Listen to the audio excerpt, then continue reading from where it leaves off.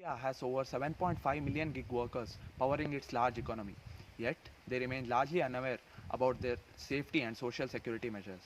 In this video, we spoke with some gig workers in Bangalore to understand their challenges and to create awareness about government schemes like eShram and Karnataka Gig Workers Insurance Policy. Let's see how it turned out.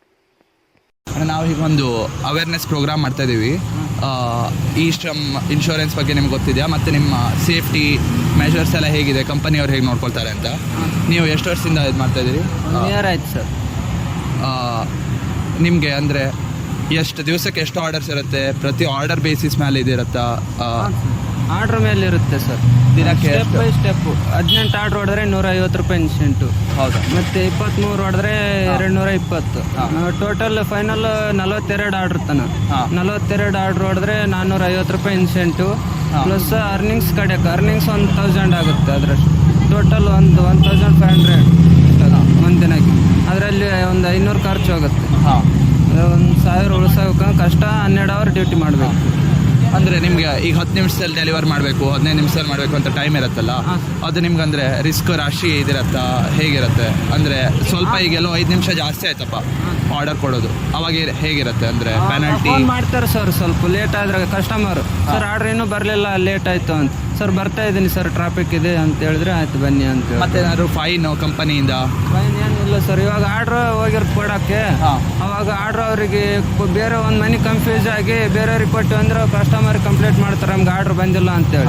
ಅವಾಗ ಮತ್ತೆ ನಾವು ವಾಪಸ್ return ಅವ್ರಿಗೆ order ಕೊಟ್ಟು ಒಂದೇಳು ಕೊಟ್ಟೇ ಇಲ್ಲ ಅಂದರೆ ನಮ್ಗೆ ಅದ್ರದ್ದು ಅಮೌಂಟ್ ಎಷ್ಟು ಇರುತ್ತೆ ಅದ್ರದ್ದು ಫೈನ್ ನಮ್ಮ ಅಮೌಂಟಲ್ಲಿ ಕಟ್ ಮಾಡ್ಕೊಂತಾರೆ. ನಿಮಗೆ ಇದು ಗೊತ್ತಿದೆಯಾ, ಇಶ್ರಮ್ ಅಂತ ಇನ್ಶೂರೆನ್ಸ್ ಇದಿರುತ್ತೆ, ನೀವು ರಿಜಿಸ್ಟರ್ ಮಾಡ್ಕೊಳ್ಬೇಕು. ಈಗ ಆಧಾರ್ ಕಾರ್ಡ್ ಥರನೇ ನಿಮಗೆ ಇದರಲ್ಲಿ ವರ್ಕ್ ಮಾಡೋರಿಗೆ ನ್ಯಾಷನಲ್ ಲೆವೆಲಲ್ಲಿ ಒಂದು ಇದಿರುತ್ತೆ, ಆಧಾರ್ ಕಾರ್ಡ್ ಟೈಪೇ ಒಂದು ID. ಗೊತ್ತಿದೆ ಇಶ್ರಮ್ ಬಗ್ಗೆ? ಗೊತ್ತಿಲ್ಲ ಸರ್. ಅದು ಇಲ್ವಾ? ಅದು ನೀವು ರಿಜಿಸ್ಟರ್ ಮಾಡಿಕೊಂಡ್ರೆ ನಿಮ್ಗೆ ಒಂದಷ್ಟು ಈಗ ಗೌರ್ಮೆಂಟ್ ಯಾವುದೋ ಸ್ಕೀಮ್ ಬಂತು, ಬೆನಿಫಿಟ್ಸು ಏನೋ ಆಗಬಾರ್ದು, ಆದರೆ ಇದು ಆಕ್ಸಿಡೆಂಟ್ಸ್ ಎಲ್ಲ ಆಯಿತು ಅಂದರೆ ಅವರಿಂದ ಒಂದಷ್ಟು ಇದು ಅದೆಲ್ಲ ಸಿಗುತ್ತೆ. ನೀವು ಅದನ್ನು ಸಾದೇ ಎಲ್ಲೋ ಕಾಮನ್ ಸರ್ವಿಸ್ ಸೆಂಟರ್ ಅಥವಾ ನೀವೇ ಆನ್ಲೈನಲ್ಲೂ ಆರಾಮಾಗಿ ಮಾಡ್ಕೊಳ್ಬೋದು. ನಿಮ್ಗೆ ಹೆಲ್ಪ್ ಆಗುತ್ತೆ ಅದರಿಂದ ಭಾಳ. ಹಾಗೆ ಕರ್ನಾಟಕ ಇನ್ಶೂರೆನ್ಸ್ ಸ್ಕೀಮ್ ಅಂತ ಇದೆ, ಅದರಿಂದನೂ ಭಾಳ ಹೆಲ್ಪ್ ಆಗುತ್ತೆ. ಮತ್ತು ಇದು ಇದು ಆಕ್ಸಿಡೆಂಟ್ಸು ಇದೆಲ್ಲ ನಿಮಗೆ ರಾಶಿ ಇದಿರುತ್ತಾ, ರಿಸ್ಕ್ ಇರುತ್ತಾ? ಆಕ್ಸಿಡೆಂಟ್ ಆದರೆ ಏನು ಕೊಡಲ್ಲ ಸರ್, ನಮಗೆ ಏನು ಕೊಡಲ್ಲ. ಕಂಪನೀಸಿಂದ ಏನೂ ಇಲ್ಲ. ಆಯ್ತಣ್ಣ, ಥ್ಯಾಂಕ್ ಯು. ಎಸ್, ನೀವು ಎಷ್ಟು ವರ್ಷ ಆಯಿತು ಇದು ವರ್ಕ್ ಮಾಡಲಿಕ್ಕೆ ಶುರು ಮಾಡಿ? 3 ವರ್ಷ ಆಯಿತು. ನೀವೊಂದು ದಿವಸಕ್ಕೆ ಎಷ್ಟು ಆರ್ಡರ್ಸ್ ಕೊಡೋದಿರುತ್ತೆ, ಹೇಗಿರುತ್ತೆ? ಆರ್ಡರ್ ಬೇಸಿಸ್ ಮೇಲೆ ನಿಮಗೆ ಇದು ದುಡ್ಡು ಎಷ್ಟು ಕೊಡ್ತಾರೆ, ಆ ಥರನಾ ಹೇಗಿರುತ್ತೆ? 35 ಆರ್ಡ್ರ್ ಹೊಡೆದ್ರೆ 480 ಇನ್ಸೆಂಟಿವ್ ಇರುತ್ತೆ. ಅದು ಆರ್ಡ್ರ್ ಕಂಪ್ಲೀಟ್ ಮಾಡಿದರೆ ಒಂದು 1200 300 ಅರ್ನಿಂಗ್ಸ್ ಆಗುತ್ತೆ. ಟೋಟಲ್ ಒಂದು 1800 ಒಂದು 2000 ಒಳಗೆ. ನಿಮಗೆ ಅಂದರೆ ಇಷ್ಟು ಟೈಮ್ನಲ್ಲಿ ಮಾಡಬೇಕು ಅಂತ ಇರುತ್ತಲ್ಲ ಆರ್ಡರು ಡೆಲಿವರು, ಅದೇನಾದ್ರು ಸ್ವಲ್ಪ ಲೇಟ್ ಆದರೆ ಹಾಗೇನಾದರೂ ಸಮಸ್ಯೆ ಆಗುತ್ತೆ? ಒಬ್ಬೊಬ್ಬರು ಕಸ್ಟಮರ್ ಮೇಲೆ ಹೋಗುತ್ತೆ. ಹೌದಾ? आप कब से काम कर रहे हैं?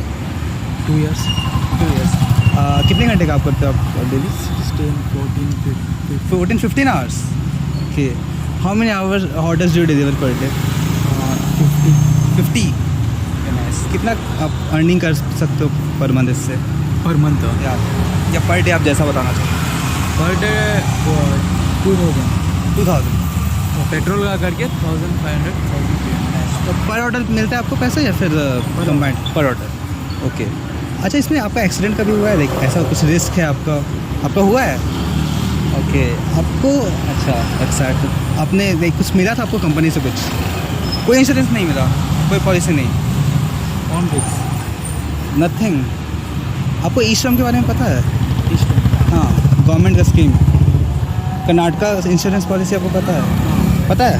तो उसमें आप रजिस्टर्ड हो कर्नाटका इंश्योरेंस में? तो ई-श्रम, अच्छा ओके. तो ई-श्रम भी है सेंट्रल गवर्नमेंट का, 12 डिजिट का आपको कोड मिलता है उसमें उससे भी इंश्योरेंस मिलता है.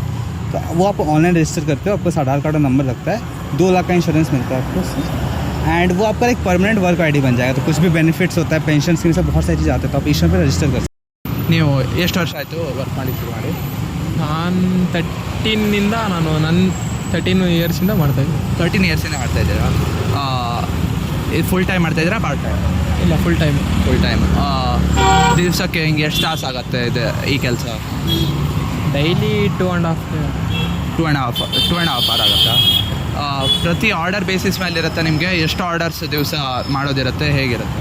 ಡೈಲಿ ಅಂದರೆ ನಮಗೆ ಒಂದೊಂದು ದಿನ ಆರ್ಡರ್ ಇರುತ್ತೆ, ಒಂದೊಂದು ದಿನ ಇರಲ್ಲ. ಇವತ್ತು ಚೆನ್ನಾಗಿದೆ, ಡೈಲಿ ಒಂದು 40-45 ಆರ್ಡರ್ಸ್ ಹೊಡಿತೀವಿ. ಪ್ರತಿ ಆರ್ಡರ್ ಬೇಸಿಸ್ ಮೇಲೆ ಇದಿರುತ್ತಾ ವೇಜಸ್, ಅಂದರೆ ದುಡ್ಡು ಕೊಡೋದು? ಡಿಸ್ಟೆನ್ಸ್ ಮೇಲೆ ಇರುತ್ತೆ ನಮಗೆ.